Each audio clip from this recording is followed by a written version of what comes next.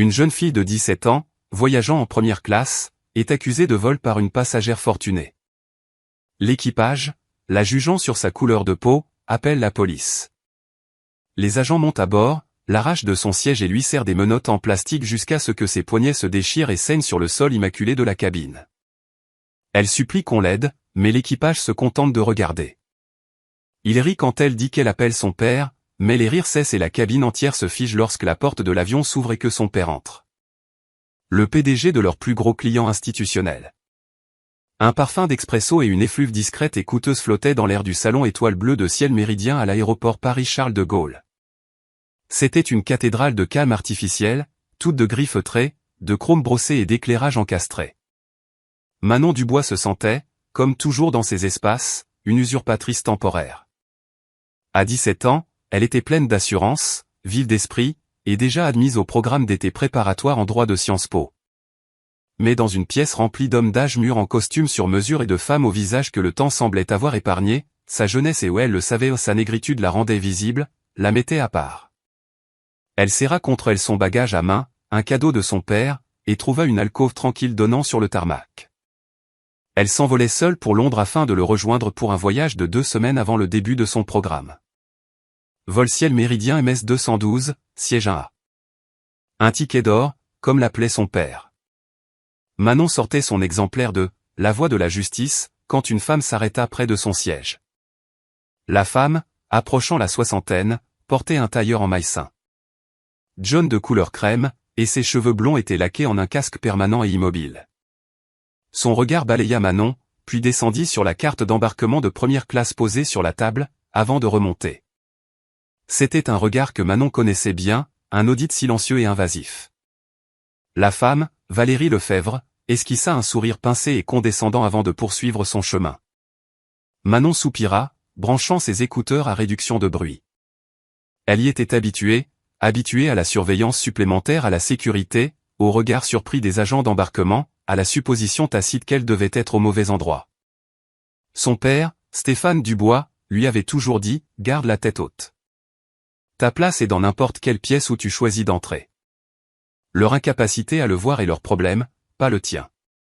Elle essaya de puiser dans sa confiance. Son père était un titan, un homme qui avait bâti un empire mondial de la logistique à partir de rien.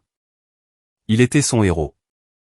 Elle se concentra sur son livre, laissant le monde du salon s'estomper, ignorant que Valérie Lefebvre, de l'autre côté de la pièce, la regardait de nouveau, cette fois avec une expression d'irritation manifeste. Valérie passait déjà une mauvaise journée.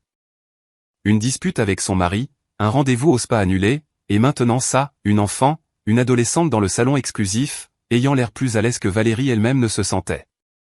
C'était un déséquilibre, une perturbation de l'ordre naturel des choses, et cela l'agaçait.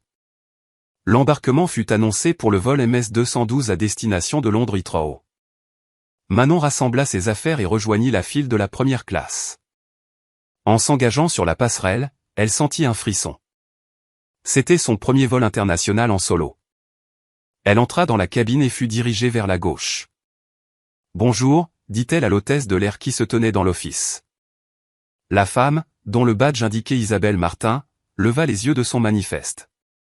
Isabelle était la chef de cabine, une professionnelle avec 30 ans de service et un sens rigide du protocole. Elle regarda Manon, puis son billet, et son sourire se transforma en un masque professionnel tendu. « Bonjour », répondit Isabelle, son ton ayant baissé de 10 degrés. « Et où allez-vous, ma petite ?»« Siège 1A, dit poliment Manon. Isabelle fronça les sourcils. « Ah ? C'est une suite de première classe. Vous êtes sûr que ce n'est pas dit ça ? » ?»« Non, j'en suis sûr, dit Manon en tendant sa carte d'embarquement. « C'est bien A. » Isabelle prit la carte, ses yeux la scrutant comme si elle cherchait une contrefaçon. « Eh bien, soit. C'est juste sur votre gauche. » La micro-agression la frappa comme un caillou pointu. Ma petite, la supposition qu'elle était perdue. Manon ravala son agacement et se dirigea vers sa suite. C'était magnifique. Une cabine privée avec un siège-lit, un écran immense et une petite trousse de toilette. Elle rangea son sac et s'assit, le cœur battant. Quelques minutes plus tard, elle entendit une voix familière et sèche. Valérie Lefebvre embarquait, soufflant en essayant de hisser son propre bagage à main dans le compartiment supérieur. C'est ridicule, marmonna-t-elle. Elle était assise en 2A, la suite juste derrière Manon. Alors que la cabine se remplissait, Isabelle Martin fit sa tournée, offrant des boissons avant le départ. Elle s'arrêta au siège de Valérie. « Madame Lefebvre, quel plaisir de vous revoir parmi nous. Champagne? Un mimosa? Du champagne, Isabelle. Et vite. Je suis terriblement stressée, dit Valérie assez fort pour que Manon l'entende. Isabelle se déplaça ensuite vers la suite de Manon. La chaleur avait disparu. Je vous sers quelque chose? Je vais juste prendre de l'eau pétillante, s'il vous plaît, dit Manon. Bien. Isabelle revint quelques instants plus tard, posant le verre sur la tablette avec un claquement sec. La tension était palpable. Manon sentit la brûlure familière d'être observée, jugée. Elle mit ses écouteurs, ferma les yeux et attendit le décollage. Elle voulait juste être dans les airs. La porte de la cabine était sur le point de se fermer quand la voix de Valérie, maintenant un cri strident, déchira le silence. Mon bracelet. Il a disparu. Mon bracelet en platine, il a disparu. L'atmosphère de la cabine se brisa. Les passagers levèrent les yeux de leur téléphone. Isabelle Martin se précipita vers le siège de Valérie. Madame Lefebvre, que se passe-t-il? Calmez-vous. Me calmer? Mon bracelet. Mon bracelet tennis David Webb. Il était dans mon sac, juste ici. Valérie était frénétique, le visage rouge. Il vaut plus de 70 000 €. Le visage d'Isabelle devint blême. D'accord, revérifions votre sac. Peut-être qu'il est tombé. J'ai déjà vérifié. Claqua Valérie. Puis ses yeux, froids et certains, se posèrent sur le siège devant elle. Elle se leva et pointa un doigt accusateur et tremblant directement sur Manon. C'est elle. Les mots restèrent suspendus dans l'air pressurisé. Les yeux de Manon s'ouvrirent brusquement.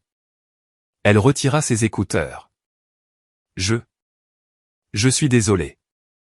Quoi? Vous? La voix de Valérie montait jusqu'à un ton hystérique. Je vous ai vu dans le salon. Vous me fixiez. Vous fixiez mes bijoux. Et vous m'avez bousculé sur la passerelle. Vous avez dû le prendre à ce moment-là. Le sang de Manon se glaça. Quoi? Non, je ne vous ai pas bousculé. Je n'ai rien touché qui vous appartienne. Isabelle Martin s'interposa entre les sièges, mais elle ne regardait pas Valérie. Elle fixait Manon. Sa suspicion antérieure se durcissant en une conviction totale. Madame, c'est une accusation très grave, dit Isabelle. Mais son ton était dirigé vers Manon, pas vers Valérie. Mademoiselle, peut-être devriez-vous vider vos poches. Manon était abasourdie. Vous n'êtes pas sérieuse. Je n'ai rien fait. J'étais juste assise ici. Elle ment? Hurla Valérie. Elle l'a. Je sais qu'elle l'a. Elle l'a probablement caché. D'autres passagers de première classe se levaient maintenant, regardant par-dessus leur siège. Un homme en 2D marmonna, eh bien, fouillez-la alors. On ne peut pas décoller comme ça. Mademoiselle, je vais devoir vous demander de vous lever, dit Isabelle à Manon, sa voix dénuée de toute politesse. Vous n'avez pas le droit, commença Manon, la voix tremblante. J'ai tous les droits, répliqua sèchement Isabelle. C'est mon avion, et une passagère a signalé un vol important. Maintenant, levez-vous et montrez-moi votre sac, ou je vous ferai débarquer de ce vol. L'humiliation était un poids physique qui écrasait la poitrine de Manon. Des larmes de rage et de peur piquaient ses yeux. C'est de la folie. Je ne suis pas une voleuse. Vous pouvez regarder dans mon sac. Je n'ai rien à cacher. Elle se leva et ouvrit son bagage à main. Isabelle, avec une satisfaction sinistre, commença à fouiller dedans, sortant le livre de Manon, son ordinateur portable, sa trousse de toilette. Les autres passagers regardaient en silence. Il n'est pas là, dit Isabelle, le front plissé. Bien sûr qu'il n'est pas là, se moqua Valérie. Elle l'a caché sur elle. Dans ses poches, dans son soutien-gorge.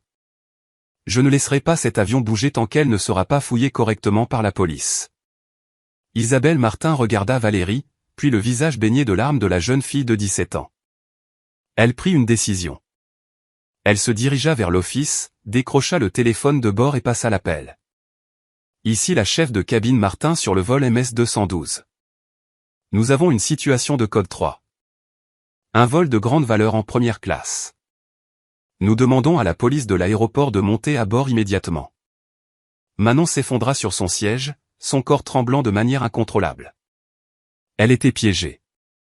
10 minutes plus tard, la porte de la cabine, qui avait été scellée pour le départ, s'ouvrit dans un sifflement. 2 agents de la police aux frontières montèrent à bord, leur présence aspirant tout l'air restant de la cabine. L'un était plus âgé, avec un air las, son badge indiquait Bernard. L'autre était plus jeune, large d'épaules, avec une énergie du genre à porter des lunettes de soleil miroir par temps nuageux. Son badge indiquait Moreau. « Qui a appelé ?» demanda Moreau, sa voix un aboiement sec. Isabelle Martin les rejoignit, son visage un masque de grave importance. « C'est moi, agent. » Cette passagère, Madame Valérie Lefebvre, elle fit un geste, s'est fait voler un bracelet de 70 000 € de son sac. Les yeux de Moreau balayèrent la cabine. Et le suspect ? Isabelle, avec une subtile et accablante inclinaison de la tête, désigna Manon, la passagère en un A. Les agents descendirent l'allée. Les passagers filmaient maintenant ouvertement, les téléphones levés pour capturer le drame. Manon se sentait comme un animal dans un zoo. « Mademoiselle, je vais avoir besoin que vous veniez avec nous, » dit Moreau. Il ne demandait pas, il ordonnait. « Je ne l'ai pas fait, » murmura Manon, les larmes coulant maintenant librement. « Je jure que je n'ai rien fait. » C'est ce qu'elles disent toutes, dit Moreau en la saisissant par le haut du bras.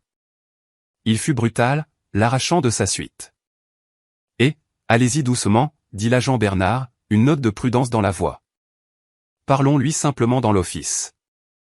Moreau l'ignora. Il tira Manon dans l'espace étroit de l'office, son dos heurtant le chariot de service en métal froid. Où est-il ? Rendez-le maintenant, et on sera cols avec vous. Je ne l'ai pas, pleura Manon, sa voix se brisant. S'il vous plaît, vous devez me croire. Valérie Lefebvre les avait suivis, se tenant au bord de l'office, les bras croisés. C'est une actrice fantastique. Vérifiez ses poches. Retournez-vous. Les mains derrière le dos, ordonna Moreau. Quoi ? Vous.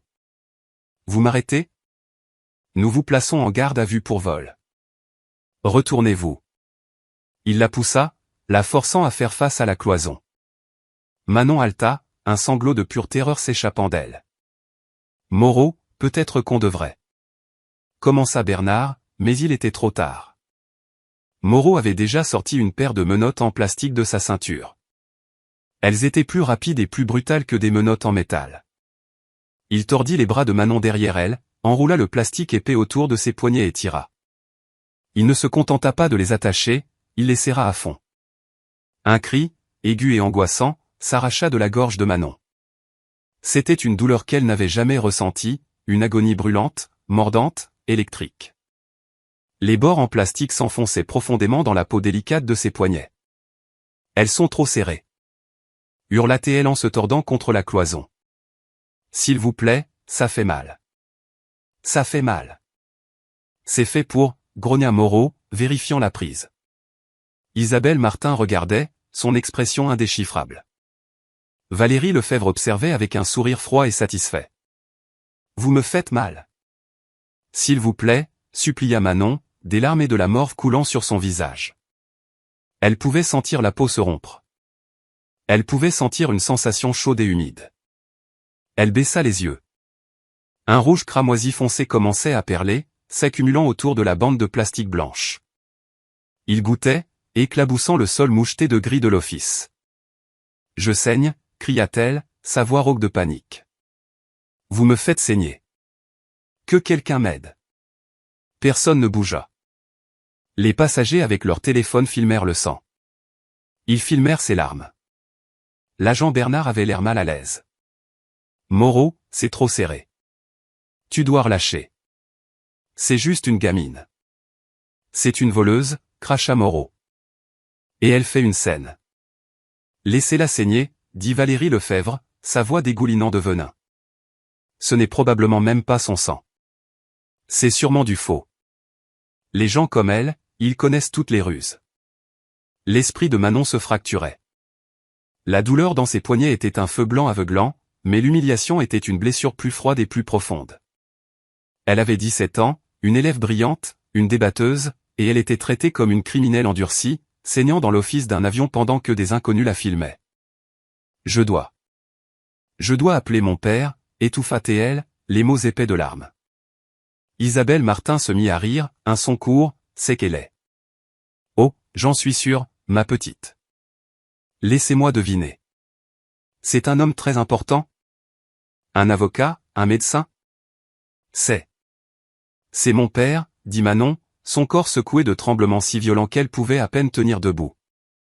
Vous pourrez passer votre appel au poste, dit l'agent Moreau en lui reprenant le bras. On vous débarque. Non.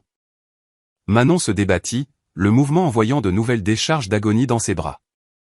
Laissez-moi passer un appel, s'il vous plaît. C'est mon droit. Un seul appel. L'agent Bernard s'avança, sa patience avec son partenaire finissant par céder. Pour l'amour de Dieu, Moreau, regarde-la. Elle saigne de partout. Laisse-la passer son appel. Quel mal ça peut faire? Moreau le foudroya du regard, mais haussa les épaules. D'accord, un appel. Faites vite. Bernard récupéra doucement le téléphone de Manon dans sa suite. Ses doigts prenaient soin d'éviter la petite flaque de sang sur le sol. Il le lui apporta, le tenant pendant qu'elle, avec sa tête, naviguait vers ses contacts. Ses mains étaient inutiles, engourdies et collantes derrière son dos. « Papa » dit-elle en tapotant l'écran avec son nez. Le téléphone sonna une fois, 2 fois. « Ma puce, tu embarques, mon bébé ?» Sa voix, profonde et chaleureuse, remplie d'un amour si puissant qu'il la brisa complètement. Un hurlement animal et brut de désespoir s'échappa d'elle. « Papa » sanglota T.L. La légèreté dans la voix de Stéphane Dubois disparut, remplacée par une concentration froide et tranchante comme un rasoir. « Manon, qu'est-ce qui ne va pas? Parle-moi. Où es-tu? Je suis dans l'avion, papa. Ils m'ont arrêté. Une femme a dit que j'ai volé son bracelet. La police, ils m'ont mis des menottes. Papa, ça fait mal. Elles sont trop serrées. Je saigne. Ils me regardent tous. Silence à l'autre bout du fil. Un silence mort, lourd, terrifiant pendant 3 secondes. Quand Stéphane parla à nouveau, sa voix était étrangement calme. C'était la voix qu'il utilisait lors d'OPA hostiles. La voix qui précédait des carnages en entreprise. Quelle compagnie aérienne, Manon? Ciel Méridien, vol MS 212. Quelle porte? Je ne sais pas. Terminal 2, porte K je crois. D'accord. Je suis à l'aéroport. J'étais au salon Air France pour dire au revoir aux nouveaux partenaires de Sydney. Je suis dans le même terminal. J'arrive. Papa, ne leur dis plus un mot. Manon, pas un seul. Je serai là dans 5 minutes. L'appel se termina. Isabelle, qui avait écouté avec un sourire narquois, leva les yeux au ciel. Il est à l'aéroport, bien sûr. Quelle histoire crédible. La ferme, Isabelle, lança sèchement Bernard. Manon appuya sa tête contre la cloison, fermant les yeux. La douleur était toujours là, mais un sentiment différent la sous-tendait. Pas de l'espoir. Quelque chose de plus puissant. L'inévitabilité. Son père arrivait. Le monde entier était sur le point de changer. Les 5 minutes qui suivirent furent les plus longues de la vie de Manon. L'avion attendait dans un silence tendu et chaud. L'équipage évitait l'office. L'agent Moreau tapait du pied avec impatience. L'agent Bernard alla chercher une trousse de premier secours et, sans demander à son partenaire, essaya maladroitement de tamponner le sang sur les poignets de Manon avec une compresse de gaz. « Merci » murmura-t-elle. Puis ils l'entendirent. Une agitation au bout de la passerelle, des voix qui s'élevaient. Le bip bip bip du code d'accès à la porte qu'on composait. La porte de la cabine s'ouvrit brusquement, heurtant le mur de l'office avec un bruit sourd. Le premier homme à entrer n'était pas Stéphane Dubois. C'était un homme en costume impeccable de ciel méridien, le visage cendré. C'était Olivier Petit, le chef d'escale de CDG. Il avait l'air d'avoir couru. Isabelle, qu'est-ce que, au nom de Dieu? Commença-t-il, mais il fut bousculé. Stéphane Dubois entra dans l'avion. Il n'était pas un homme physiquement immense, but sa présence remplit instantanément la cabine, déplaçant l'air. Il portait un costume Zegna sombre et parfaitement taillé. Il était flanqué de deux autres hommes en costumes identiques, tenant tous deux des mallettes. Ce n'était pas sa sécurité.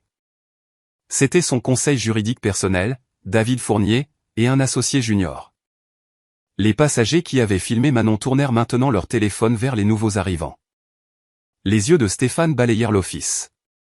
Ils passèrent sur Isabelle, sur Moreau, sur Valérie. Ils se posèrent sur sa fille. Il vit son visage strié de larmes et de terreur. Il vit ses bras tordus derrière son dos, et il vit le sang. Une immobilité visible et physique s'empara de lui. La température dans l'office sembla chuter de 10 degrés. C'était le gel. L'expression suffisante d'Isabelle Martin se dissolut. Sa bouche s'entr'ouvrit. Elle le reconnut, non pas comme le père de Manon, mais comme Stéphane Dubois, PDG de Dubois Stratégie Logistique. L'homme dont le visage était en couverture de Challenge et du Figaro Économie.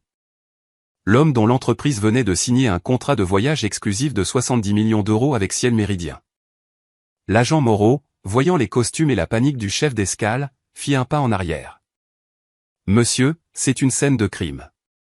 Vous ne pouvez pas être ici. » Stéphane Dubois ne le regarda pas. Il se dirigea directement vers sa fille. Ses mouvements étaient délibérés, ses yeux fixés sur ses poignets ensanglantés. Sa voix, quand il parla, n'était pas forte. Elle était mortellement calme, un son plus terrifiant que n'importe quel cri. « Enlevez-lui ça. À ma fille. Maintenant. » Moreau s'emporta. « Monsieur, je suis un agent de la force publique. Cette femme est suspecte dans une affaire de crime. » « Agent, » dit David Fournier, s'avançant, sa voix comme de la soie enroulée autour d'acier. « C'est une mineure de 17 ans. Vous l'avez placée en garde à vue sans avocat. Vous lui avez causé des blessures physiques, et vous obstruez actuellement son tuteur légal. Mon associé est en train de filmer. Chaque seconde que vous laissez ces menottes sur elle ajoute un autre zéro au procès qui mettra fin à votre carrière. Coupez-les. » Bernard, le visage blême, avait déjà sorti un outil de coupe de sa ceinture. Il bouscula Moreau. « Je les coupe. C'est trop serré. Je te l'avais dit. » Il glissa soigneusement l'outil sous le plastique, et d'un coup sec, les menottes tombèrent. Manon s'effondra en avant, sanglotant de douleur et de soulagement alors que son père la rattrapait. Il ne la serra pas dans ses bras. Il prit doucement ses poignets, examinant les entailles à vif et saignantes. Son visage était un masque de fureur froide et pure. Il tourna lentement la tête et regarda Isabelle Martin. « Vous, dit-il. » Isabelle tressaillit. « M. Dubois, je ne savais pas. Nous avions un signalement. » « Vous, » répéta Stéphane, sa voix tranchant à travers ses excuses. « Vous avez vu une enfant noire en première classe, et vous avez supposé qu'elle était une criminelle. Vous avez laissé faire ça. Vous avez encouragé ça. » Il se tourna ensuite vers Valérie Lefebvre, qui essayait de se fondre dans la cloison. « Et vous? Vous avez perdu votre bracelet. Elle l'a volé. » Essaya Valérie, sa voix maintenant aiguë et mince. « C'est vrai? » demanda Stéphane, regardant sa fille. « Non, papa, je le jure, » pleura Manon. Stéphane se retourna vers Valérie. « Alors il est toujours là. » Mes avocats, il fit un signe de tête à son équipe, demandent que vous et vos affaires soyez fouillées sur le champ. Si vous refusez, nous ferons immobiliser tout l'avion jusqu'à ce qu'un mandat soit émis. C'est votre choix. La dynamique du pouvoir n'avait pas seulement changé. Elle avait été inversée. Olivier Petit, le chef d'escale, transpirait abondamment. « Madame Lefebvre, dit Olivier, sa voix suppliante. S'il vous plaît, laissez les agents revérifier vos affaires. Nous devons éclaircir cette situation. C'est du harcèlement, protesta Valérie. Non, madame, dit David Fournier en souriant d'un sourire de prédateur. Ce qui est arrivé à mademoiselle Dubois était du harcèlement. Ceci est une enquête. Une enquête que vous avez initiée. Maintenant, votre sac. L'agent Bernard, cherchant à se racheter, prit le sac à main de Valérie. Je vais le faire correctement cette fois. Il n'est pas là-dedans, insista TL. Bernard commença une fouille méthodique et professionnelle. Il vida le compartiment principal. Portefeuille, clé, trousse à maquillage, passeport. Rien. Vous voyez, dit Valérie, sa voix retrouvant une fraction de son assurance. Je n'ai pas fini, madame, dit Bernard. Il tourna son attention vers les petites poches zippées sur le côté du sac de créateur. Il ouvrit la première. Rien. Il ouvrit la seconde. Il s'arrêta. Ses doigts sondèrent l'intérieur. Puis il retira lentement sa main. Reposant dans sa paume se trouvait un bracelet tennis en platine et diamant. Il scintillait sous les lumières crues de l'office. La cabine entière était silencieuse. Le visage de Valérie Lefebvre passa du pâle à un vert marbré et maladif. Je ne sais pas comment. J'ai dû. Je mettais de la lotion dans le salon. J'ai dû le ranger et l'oublier. Vous avez oublié? Dit Stéphane Dubois, sa voix plate. Vous avez oublié.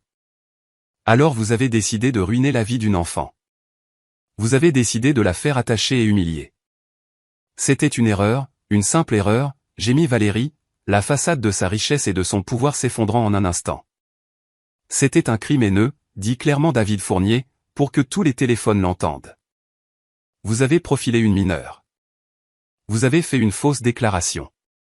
Agent Moreau, dit-il en se tournant vers le policier maintenant silencieux, allez-vous arrêter cette femme pour fausse déclaration à la police, voie de fait et séquestration illégale?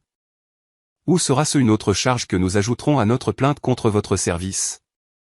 Moreau était piégé. Les preuves étaient irréfutables. Les témoins étaient nombreux, et l'homme en costume Zénia possédait la moitié de la ville. Il déglutit. Madame Lefebvre, retournez-vous. Vous êtes en état d'arrestation pour fausse déclaration à la police. Alors que Moreau, avec une main nouvelle et plus douce, menottait Valérie, elle se mit à hurler. C'est absurde.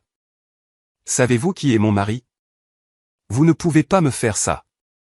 Ces cris contrastaient vivement avec le silence digne et terrifié de Manon quelques instants plus tôt. Stéphane Dubois l'ignora. Il avait sorti un carré de poche en soie de sa veste et enveloppait doucement les poignets ensanglantés de sa fille. Les secours nous attendent sur la passerelle, Manon, dit-il doucement. Tu es en sécurité maintenant. C'est fini. Il leva ensuite les yeux, son regard trouvant Isabelle Martin, qui essayait de se faire toute petite dans un coin. Quant à vous, dit-il. Olivier Petit, le chef d'escale, intervint. M. Dubois, au nom de Ciel Méridien, je ne trouve pas les mots pour m'excuser. Ne les cherchez pas, le coupa Stéphane. Débarquez-la du vol de ma fille. Débarquez-la de cet avion. Elle ne doit plus être employée par vous ou par toute autre compagnie aérienne avec laquelle je vole d'ici mon atterrissage à Londres. C'est clair? Isabelle, dit Olivier, sa voix tremblant de fureur. Donnez-moi votre badge. Vous êtes suspendu. Descendez de cet avion. Maintenant. Olivier, je. 30 ans, balbutia-t-elle. Maintenant. Rugit-il. Battue et humiliée, Isabelle Martin détacha ses ailes et son badge d'identification, ses mains tremblantes. Elle passa devant Stéphane et Manon, le visage un masque de défaite amère, et entreprit la longue marche de la honte hors de l'avion. Le karma qui frappa Valérie Lefebvre et Ciel Méridien ne fut pas rapide et silencieux. Ce fut une démolition publique au ralenti. Stéphane Dubois ne remonta pas à bord du vol. Lui et son équipe juridique escortèrent Manon jusqu'à une voiture privée, mais pas avant que David Fournier ne collecte les coordonnées de chaque passager ayant filmé l'incident. M. Dubois prendra contact avec vous, leur promit-il. Il vous remercie d'avoir documenté cela. Les retombées immédiates, Valérie Lefebvre. Elle ne fut pas, comme elle le supposait, libérée après sa garde à vue. L'équipe juridique de Stéphane Dubois s'assura que le procureur de la République de Paris poursuive l'affaire avec vigueur. Confrontée à des accusations criminelles pour fausses déclarations et à un procès civil pour diffamation et préjudice moral qui l'aurait ruinée, elle accepta une procédure de plaidé coupable. Elle fut condamnée à 200 heures de travaux d'intérêt général dans un centre de défense de la justice raciale, à une amende de 50 000 € versée directement à une œuvre de charité choisie par Manon, et fut contrainte de publier des excuses écrites publiques à Manon, qui furent imprimées dans Le Monde. Sa vie mondaine s'évapora. Elle fut démise de 2 importants conseils d'administration caritatifs et devint une paria dans sa propre communauté. Isabelle Martin. Sa suspension devint un licenciement en 24 heures. Ciel Méridien la renvoya pour faute grave, citant une mauvaise conduite flagrante et une violation de toutes les politiques de l'entreprise. En raison de la nature de son licenciement, elle perdit sa pension de 30 ans et tous ses avantages de vol. La DGAC, poussée par une plainte formelle des avocats de Dubois, révoqua définitivement sa certification de personnel navigant, la mettant sur liste noire pour tout travail sur un transporteur européen. La dernière fois qu'on a entendu parler d'elle, elle travaillait dans l'arrière-boutique d'un magasin. Sa vie de voyage autour du monde réduite à une existence au SMIC. L'agent Moreau. L'enquête interne, armée d'une douzaine de vidéos de téléphones portables, fut brutale. Il fut reconnu coupable d'usage excessif de la force, de violation du protocole en n'ayant pas réussi à désamorcer la situation, et de négligence grave. Il fut renvoyé de la police aux frontières de CDG. La ville de Paris, dans une tentative désespérée d'éviter un procès paralysant de la part de Dubois, l'offrit en sacrifice. Il fit également face à un procès civil qui consuma ses économies. Le karma d'entreprise, Ciel Méridien. C'est là que Stéphane Dubois concentra sa véritable fureur froide. Les vidéos atteignirent les réseaux sociaux avant même que le vol MS-212 n'ait atteint son altitude de croisière. Les hashtags Justice pour Manon et Ciel Méridien sanglant devinrent viraux dans le monde entier. L'action, qui se négociait à 45 €, chuta en flèche. À l'ouverture du marché de Londres, elle avait perdu 30%, effaçant près de 2 milliards d'euros de valeur. Stéphane Dubois ne se contenta pas de retirer son contrat de 70 millions d'euros. Il appela les PDG des 5 autres entreprises du CAC 40 de son portefeuille personnel. Le lendemain à midi, Ciel Méridien avait perdu plus de 300 millions d'euros de contrats d'entreprise. Le PDG de la compagnie aérienne et l'ensemble du conseil d'administration publièrent des excuses publiques rampantes. Ce ne fut pas suffisant. Stéphane Dubois accepta un accord, mais pas pour de l'argent pour lui-même. Les termes étaient dévastateurs. 1. L'initiative Manon Dubois. Ciel Méridien fut contraint de financer un programme de 50 millions d'euros sur 10 ans pour fournir une formation de pilote, des bourses d'études et un mentorat exécutif aux jeunes hommes et femmes noirs cherchant une carrière dans l'aviation. 2. Révision systémique. L'ensemble du module de formation interne de la compagnie sur les préjugés et la désescalade devait être abandonné. Un nouveau serait conçu aux frais de Ciel Méridien par une société de diversité et d'inclusion choisie par Stéphane Dubois. 3. La publicité. Ciel Méridien dut publier une publicité pleine page dans Le Monde, Le Figaro et Les Échos chaque trimestre pendant un an, détaillant les nouvelles politiques anti-discrimination qu'ils avaient mises en œuvre en conséquence directe de leur échec à protéger mademoiselle Manon Dubois. Ce fut une humiliation d'entreprise dont la marque ne se remettrait jamais complètement.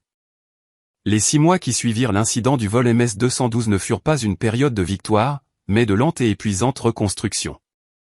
Le Monde vit les gros titres, la chute du marché boursier, les excuses publiques et la main satisfaisante et rapide de la justice karmique. Ils virent une histoire avec une fin nette et puissante. Manon Dubois, cependant, vivait dans l'épilogue désordonné et non filmé. Les cicatrices physiques sur ses poignets s'estompèrent plus vite que les cicatrices internes. De plaies béantes et sanglantes, elles étaient devenues de fines lignes argentées, comme de vagues parenthèses irritées encadrant ses mains. Le premier mois, elle les avait compulsivement couvertes, bracelets épais, manches longues de ses pulls de Sciences Po, même des touches d'anti-cerne. C'était une marque d'humiliation, un rappel de son impuissance. Sa thérapeute, une femme aimable et perspicace nommée Dr Sophie Leroy, l'avait interrogée à leur sujet. « Ce n'est pas une marque de votre honte, Manon », avait-elle dit, sa voix un doux contrepoint au silence stérile de son cabinet. « C'est un reçu. C'est la preuve que vous avez payé pour un crime que vous n'avez pas commis. Vous n'avez pas à cacher le reçu. Vous devez simplement le classer. Mais les blessures plus profondes étaient invisibles. On lui diagnostiqua un TSPT aigu. Pendant des semaines, le clic d'une ceinture de sécurité se verrouillant la faisait sursauter. L'odeur de ce désodorisant au citron de qualité industrielle spécifique utilisé dans les toilettes d'avion lui causa une fois une crise d'hyperventilation dans des toilettes publiques. Et voler. Voler était une nouvelle terreur froide. Son père, dans un accès de rage protectrice, avait interdit à toute son équipe de direction de voler sur ciel méridien et avait déclaré que Manon ne volerait plus qu'en jet privé. « Tu ne mettras plus jamais les pieds sur un avion de ligne commerciale », avait-il décrété. Ce fut leur première vraie dispute depuis l'incident. « Non », avait dit Manon, sa voix tremblante mais ferme, debout dans son vaste bureau aux parois de verre. Stéphane s'arrêta, sa main planant au-dessus d'un nouveau contrat. « Que veux-tu dire, non ? Je veux dire que je ne vais pas vivre dans ta cage dorée, papa. Je ne vais pas avoir peur des avions pour le reste de ma vie. Si je fais ça, il gagne. Isabelle gagne. Valérie gagne.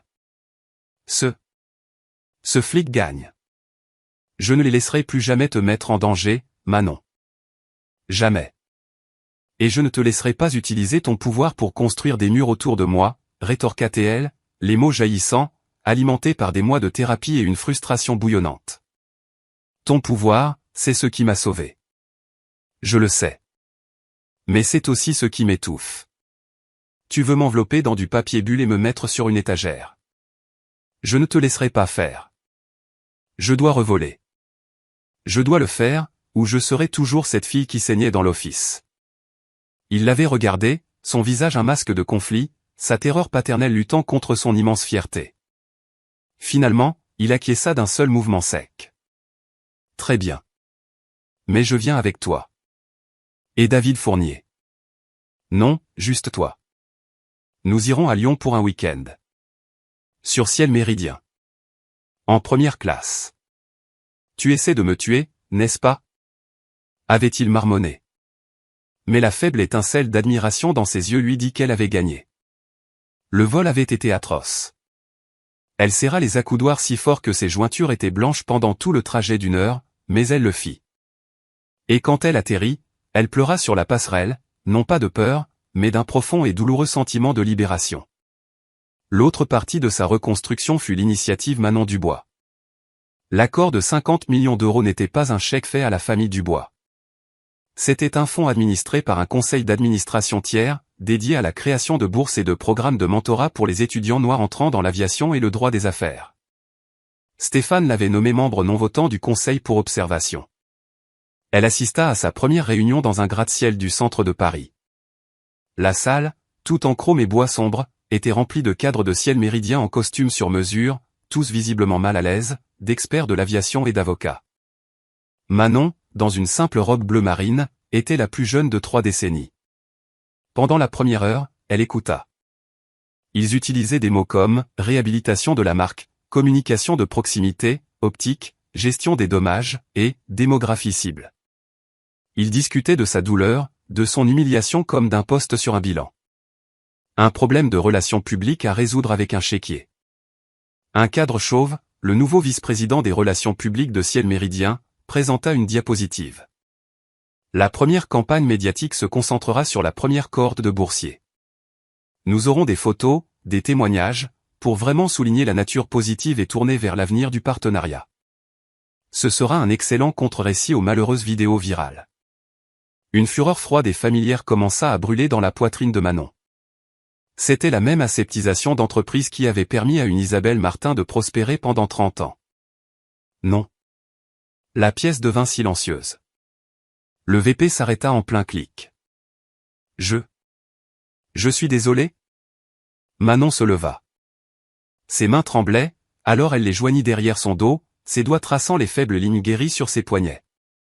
Mon nom est sur cette initiative et vous ne l'utiliserez pas pour réhabiliter votre marque. Elle avait leur attention totale, indivisible et paniquée. Ce qui s'est passé dans cet avion n'était pas de malheureuses vidéos virales, dit-elle, sa voix basse et claire. C'était le résultat d'une culture systémique et pourrie que vous avez tous laissé grandir. Une culture qui voyait une adolescente noire en première classe comme une impossibilité, une menace. Vous aviez une employée si à l'aise dans son sectarisme qu'elle s'est sentie libre de participer aux voies de fait sur une mineure, et vous aviez des passagers si arrogants qu'ils se sont sentis libres de filmer ça pour le spectacle. Elle se dirigea vers le bout de la table.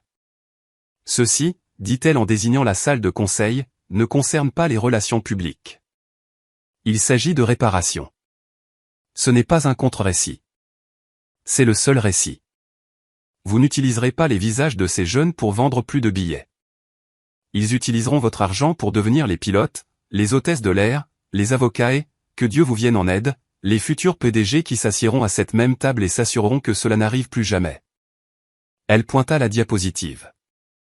Alors vous pouvez prendre votre campagne médiatique et la jeter à la poubelle. La première chose que nous allons financer n'est pas une séance photo. C'est un programme de formation sur les préjugés, obligatoire, de haut en bas, audité par un organisme externe, pour chaque employé de votre entreprise, des bagagistes à la salle du conseil. Et c'est le cabinet de ma thérapeute qui va le concevoir. Il y eut un silence stupéfait. Stéphane Dubois, assis dans un coin avec David Fournier, ne sourit pas. Il se contenta de regarder, son expression indéchiffrable. Un avocat de ciel méridien s'éclaircit la gorge. Mademoiselle Dubois, les termes de l'accord sont assez clairs. Votre rôle est. Je me fiche de mon rôle, le coupa Manon. Mon nom est sur l'entête. Mon sang est sur le sol de votre office. Vous ferez cela, ou mon père trouvera un moyen de racheter cette compagnie juste pour la liquider. Suis-je clair? La motion fut adoptée à l'unanimité. Manon avait trouvé sa voie. Ce n'était pas celle de son père. C'était la sienne. Cette confiance nouvelle et durement acquise l'amena à Paris 8 mois après l'incident, en tant qu'oratrice principale du Sommet national pour la jeunesse et la justice. Le sujet, justice, pouvoir et réappropriation du récit. Elle se tenait en coulisses, son cœur battant contre ses côtes. L'auditorium était une vaste mer de plus d'1 millier de visages, principalement des étudiants de son âge. Elle pouvait entendre le faible bourdonnement de leur anticipation. Elle lissa le devant de sa veste, un blazer professionnel et élégant. Elle avait délibérément choisi des manches 3/4, laissant ses poignets nus. Les cicatrices étaient visibles sous les lumières vives de la scène. Une vague de vertige la frappa. Le bruit de la foule s'estompa, remplacé par le souvenir du cri de Valérie Lefebvre. Elle l'a dans son soutien-gorge. La douleur brutale et cinglante du plastique. L'odeur chaude et métallique de son propre sang. Elle recula en trébuchant, sa main volant à sa gorge. Je ne peux pas. Je ne peux pas faire ça. Je ne suis pas une guerrière. Je suis juste la fille qui a pleuré dans l'avion. Une main chaude et stable se posa sur son épaule. Elle se retourna. C'était son père. Il n'était pas censé être là.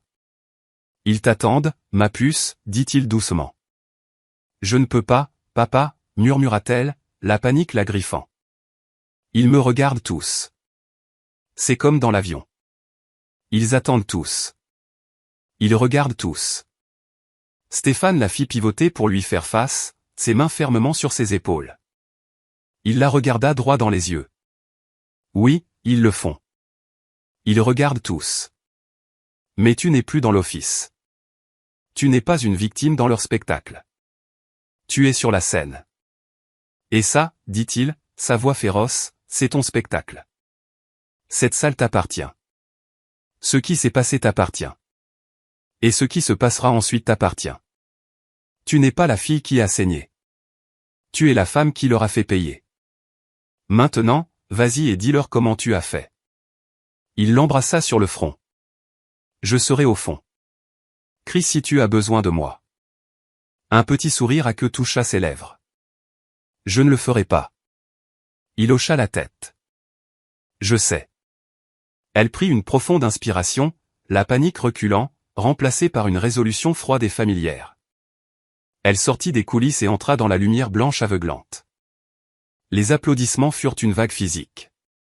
Elle se dirigea vers le pupitre, ajusta le microphone et regarda la mer de visages. Elle vit de l'anticipation, de la curiosité, et dans les yeux des jeunes femmes noires au premier rang, une reconnaissance profonde et douloureuse. Elle posa ses notes, mais ne les regarda pas.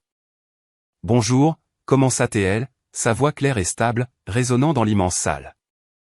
Il y a 8 mois, je prenais un vol en première classe de Paris à Londres. J'avais 17 ans. Je lisais un livre, excité de retrouver mon père. 1 heure plus tard, j'étais menotté avec du plastique, saignant dans l'office, accusé d'un crime que je n'avais pas commis. Un silence de plomb tomba sur la salle. L'équipage, une femme qui travaillait pour la compagnie depuis 30 ans, a regardé. Les passagers, mes compagnons de voyage en première classe, ont filmé. Ils ont filmé mes larmes. Ils ont filmé ma terreur. Et ils ont filmé mon sang tombant sur le sol. À ce moment-là, je n'étais rien. J'étais un type, un profil, une suspecte. Mon admission à Sciences Po n'avait pas d'importance. Mes mentions très bien n'avaient pas d'importance. Mon humanité n'avait pas d'importance. Elle marqua une pause, levant sa main gauche, laissant la lumière attraper les cicatrices argentées sur son poignet.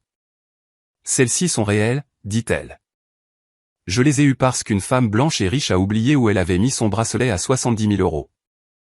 Et dans une cabine pleine de personnes blanches et riches, l'équipage et la police ont décidé que le suspect le plus logique était la seule fille noire dans la pièce. Ce qui s'est passé ensuite, vous l'avez tous vu, c'est devenu viral. Mon père, qui se trouve être un PDG, est monté dans cet avion. La dynamique du pouvoir dans cette cabine n'a pas seulement changé. Elle a volé en éclats. L'hôtesse de l'air qui s'était moquée de moi s'est figée. L'agent qui avait serré ses menottes jusqu'à ce que je saigne est devenu blême. La femme qui m'avait accusé s'est retrouvée elle-même menottée 20 minutes plus tard. Internet a appelé ça le karma. C'était satisfaisant. C'était dramatique. Et c'était profondément injuste. La salle était absolument silencieuse. Parce que, et si je n'avais pas été la fille de mon père? Et si mon père était plombier, ou enseignant? Et s'il avait été dans une autre ville, incapable d'arriver à cette porte en 5 minutes? Et si je n'avais pas été en première classe, mais en classe économique? Quelqu'un m'aurait-il cru? Aurais-je été traîné hors de cet avion? Serais-je ici à vous parler? Ou serais-je une statistique, une histoire édifiante, une jeune fille de 17 ans avec un casier judiciaire qui la suivrait pour le reste de sa vie? Elle se pencha vers le microphone. Ce qui est arrivé à cet équipage, à cette passagère et à cet agent n'était pas le karma. C'était la reddition de comptes, rendue possible par une application écrasante, privilégiée et rare d'un pouvoir extrême. C'était un Deus ex machina, un dieu sorti de la machine. Mon père était le dieu. Sa carte Amex était la machine. Mais la plupart des gens, dit-elle, sa voix baissant, n'ont pas de dieu sorti de la machine. Ils sont laissés dans l'office. Ils sont laissés sur le trottoir. Ils sont laissés dans la salle d'interrogatoire. Ils sont laissés à saigner. Et il n'y a personne à appeler. Personne ne vient. Pendant des mois, j'étais si en colère et si coupable. Coupable d'avoir été sauvé alors que tant d'autres ne le sont pas. Coupable que mon histoire ait eu une fin heureuse bâtie sur une fondation de privilèges immenses et inaccessibles. C'est ma thérapeute qui m'a aidé à comprendre. Je n'ai pas demandé ce pouvoir.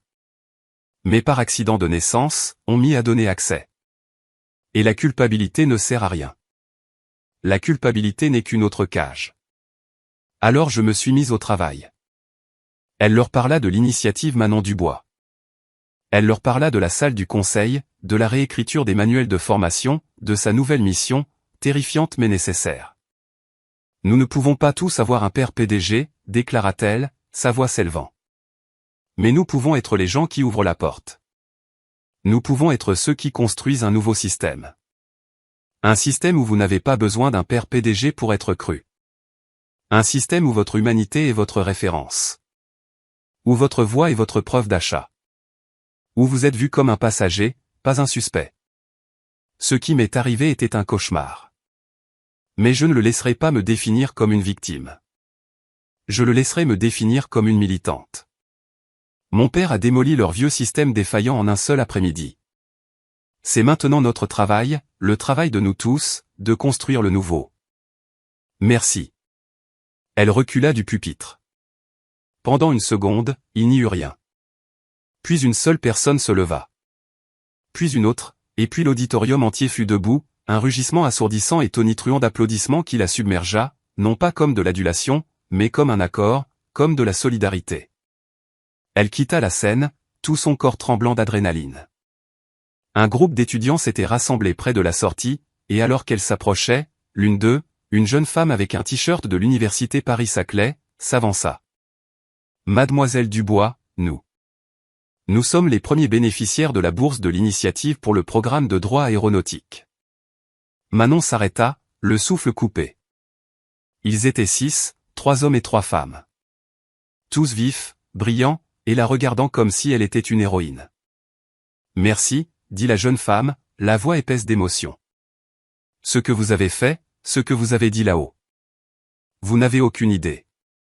Manon regarda leur visage, et pour la première fois, les derniers vestiges de sa honte s'évaporèrent. Sa douleur n'avait pas été vaine. Elle avait été un investissement, la graine de ceci. C'était le véritable règlement de compte karmique. Pas le licenciement d'une hôtesse de l'air, mais l'embauche d'une future génération de leaders qui lui ressemblerait. Elle était si occupée à leur parler qu'elle ne vit pas son père s'approcher jusqu'à ce qu'il soit juste à côté d'elle. Il se contenta de rester là, à écouter, un sourire calme, presque invisible sur son visage.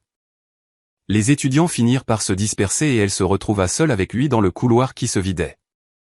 L'adrénaline s'estompait, la laissant épuisée, mais légère. Il ne la serra pas dans ses bras. Il ne dit pas « Je suis fier de toi ». Il lui donna juste un petit coup d'épaule. « Tu as bien travaillé, ma puce », dit-il, sa voix retrouvant sa chaleur bourrue habituelle. « C'était bien. Tu as été correct », la taquina-t-il. Elle leva les yeux au ciel et il gloussa. « Alors, tu as changé le monde. Tu veux aller prendre un café et une viennoiserie dans un bistrot ?» Elle rit. Un vrai rire authentique. Ça faisait du bien. « J'adorerais, papa. » Elle se mit à marcher à ses côtés, s'accordant à sa longue foulée. Alors qu'il sortait du centre des congrès pour entrer dans l'après-midi parisien, lumineux et bruyant, elle jeta un coup d'œil à ses poignets. Les cicatrices n'étaient que de la peau, pâle, légère, et sienne. Elle n'était plus un reçu pour une dette. Elles étaient une feuille de route, une carte qui l'avait amenée ici, et une carte qui commençait à peine à lui montrer où elle allait ensuite. 2 ans plus tard, Manon Dubois était assise dans la suite 1A du vol Ciel Méridien MS 212 de Paris CDG à Londres. Le siège n'était plus une cage. C'était juste un siège. Elle ne ressentit aucun tremblement de peur, aucune pointe froide d'adrénaline. La mémoire musculaire de ce jour s'était enfin détendue, usée par des dizaines de vols ultérieurs. Des vols qu'elle avait pris exprès, vers cette porte, sur cette route, se réappropriant l'espace un voyage banal à la fois. Elle avait 19 ans, en 2e année à Sciences Po, et son exemplaire de « La voie de la justice » avait été remplacé par un lourd manuel de jurisprudence. Un steward s'approcha de sa suite. Un jeune homme avec un uniforme impeccable et un sourire chaleureux et professionnel. « Bonjour, mademoiselle. Puis-je vous offrir quelque chose avant le départ ?»« Juste de l'eau, merci », dit Manon en lui souriant en retour. Il versa la boisson, et en la lui tendant, il s'arrêta. Ses yeux passèrent de son visage au manifeste des passagers sur sa tablette, puis de nouveau à elle. Un éclair de reconnaissance soudaine traversa ses traits. « Excusez-moi, dit-il, sa voix baissant légèrement. « Êtes-vous Manon Dubois ?» Un vieil et faible écho de défensive lui serra l'estomac.